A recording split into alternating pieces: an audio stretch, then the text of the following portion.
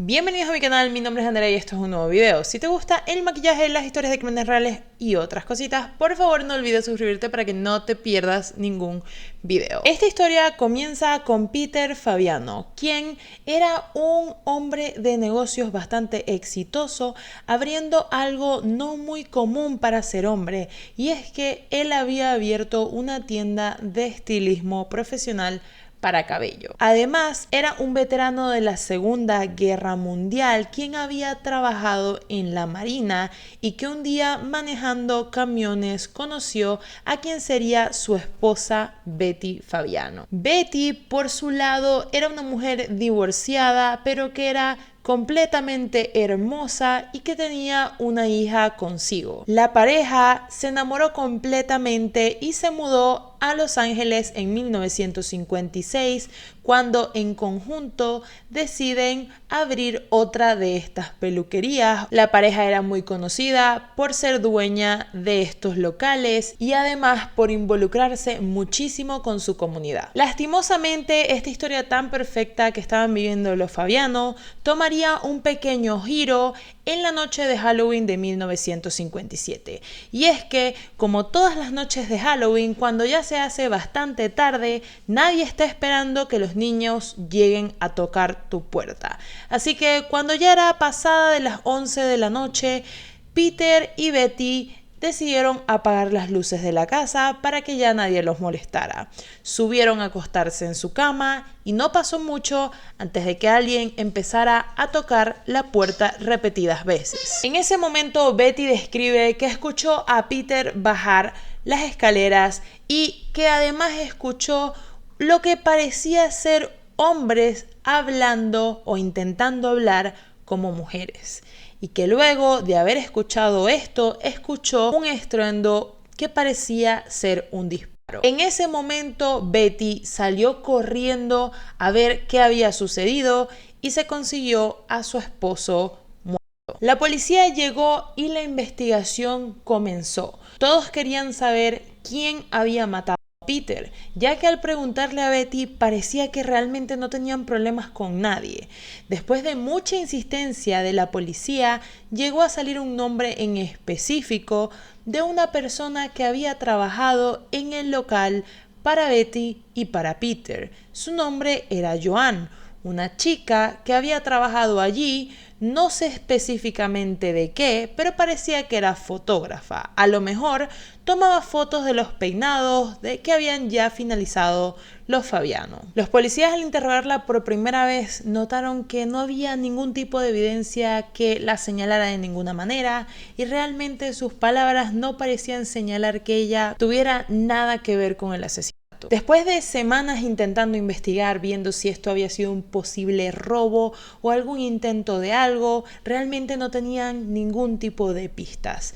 Y la policía, después de tanto, recibe una llamada anónima para avisarles de que había un locker en el centro de Los Ángeles que podría tener algo que ver con este crimen. Totalmente anónima, los policías deciden ir a revisar qué había en ese locker y allí se encuentran con una pistola. Pistola la cual sería el arma homicida de Peter Fabiano. Después de conseguir la pistola, la policía quiere averiguar quién está rentando este locker, a lo cual descubren que tanto el locker como la pistola estaba a nombre de una tal Goldine. Obviamente la policía quería saber quién era Goldine y empiezan a investigar un poco de ella. Saben que nació en Illinois, que era hija de inmigrantes alemanes y que estaba viviendo en Los Ángeles desde 1940. Además sabían que era una secretaria y, un poco más personal, se enteraron que a Goldine le gustaban las mujeres. En este tiempo esto era un pecado impensable. Nadie siquiera se planteaba decir la palabra lesbiana, porque esto estaba muy mal visto por la sociedad y cualquier mujer que le gustara a otra mujer simplemente era apartada de ella. Todo era muy extraño porque esta tal Goldine no tenía nada que ver con la vida de Peter. Nunca había trabajado para ellos, no conocía a la familia y la policía se seguía preguntando cómo es que esta mujer podía estar relacionada con los Fabiano. Después de tener todas las pruebas que necesitaban, la policía arrestó a Goldín para más o menos entender los motivos del por qué Goldín lo había hecho. Y digamos que Goldín no aguantó mucho antes de decir, sí, fui yo quien lo hice. Y la policía le preguntó por qué. Pero Goldín era ese tipo de, digamos, criminales que todos desearíamos que, si existen, fueran así. Y es que al menos en el momento de la interrogación fue completamente honesta. En ese momento Goldín empezó a soltar la sopa. Y es que le explicó a la policía que lo había hecho por Joan. ¿Se acuerdan de Joan? Sí.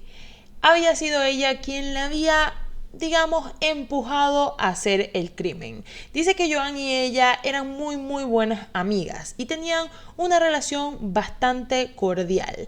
Pero que Joan con el tiempo se empezó a hacer más cercana a Goldín y que empezó, digamos, a meterle ideas en la cabeza de Peter Fabiano. Todo por el hecho de que Joan había trabajado con la familia Fabiano y le había dicho que presenciaba el maltrato que había recibido ella, el maltrato que había recibido Betty y el maltrato que recibía su hijastra. Todo esto, debo dejarles decir que era mentira.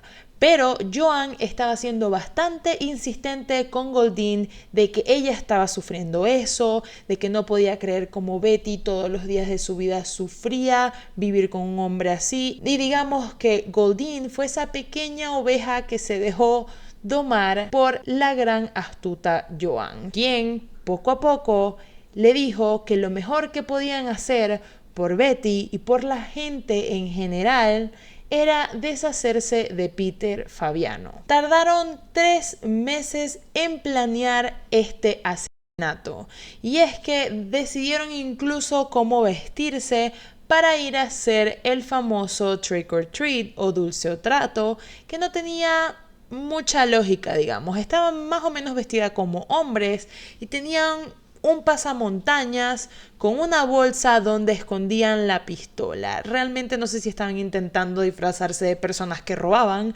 pero de resto no es muy buen disfraz que digamos. Goldín explicó que llegaron en su carro y que esperaron hasta el momento en el que se apagaran las luces de la casa porque sabrían que seguramente sería Peter el que bajaría a entregar los dulces después de eso. La policía le preguntó a Goldín cómo obtuvo ella esa pistola y le dijo que directamente había sido Joan la que había pagado por la pistola, pero que había sido ella quien la había comprado a su nombre y que además de esto solo compró 2 balas. Además de esto te estarás preguntando en qué carro iban manejando y resulta que le habían pedido el carro a una amiga. Imagínate que te piden el carro prestado para ir a hacer un asesinato. Increíble. Luego de esto, en ese momento, después de todo lo que había sucedido, Joan se volteó hacia Goldín y le dijo que no quería hablar nunca más con ella.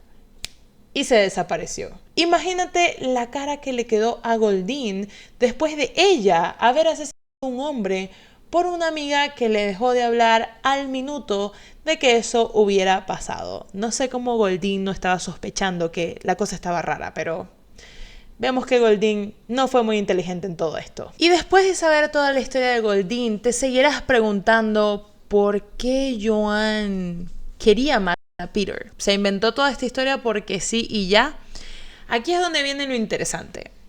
Joan empieza a trabajar para la familia Fabiano. Conoce a Betty y a Peter cuando es contratada, pero Joan parecía estar especialmente feliz cuando Betty llegaba a la tienda, lo cual no era todos los días, sino de vez en cuando. Esto traía un poco extrañado a Peter, ya que, digamos, no era algo muy común. Sin embargo, Peter pensó que estaba creciendo una gran amistad entre Joan y Betty. Por su lado, Betty estaba teniendo una increíble relación con Joan y realmente eran buenas amigas.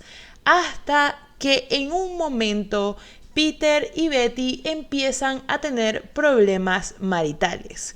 Cuando esto sucede, ellos deciden separarse, sin embargo, no se habían divorciado y en ese momento Betty decide que se quería ir ella de su casa con su hija Y como habían decidido irse por lados separados, Betty, ¿por qué no?, decidió mudarse con su amiga Joan mientras pasaba este problema. Lo que nadie sabía ni se imaginaba en ese momento es que realmente, después de el, digamos, divorcio, separación sobre todo, entre Betty y Peter, es que Betty y Joan terminarían siendo algo más. En ese tiempo en el que estuvo viviendo con Joan, empezaron a tener una relación amorosa. Y de esto, Peter se enteró. Después de mucho, Peter y Betty lograron arreglar las cosas y Betty deja a Joan.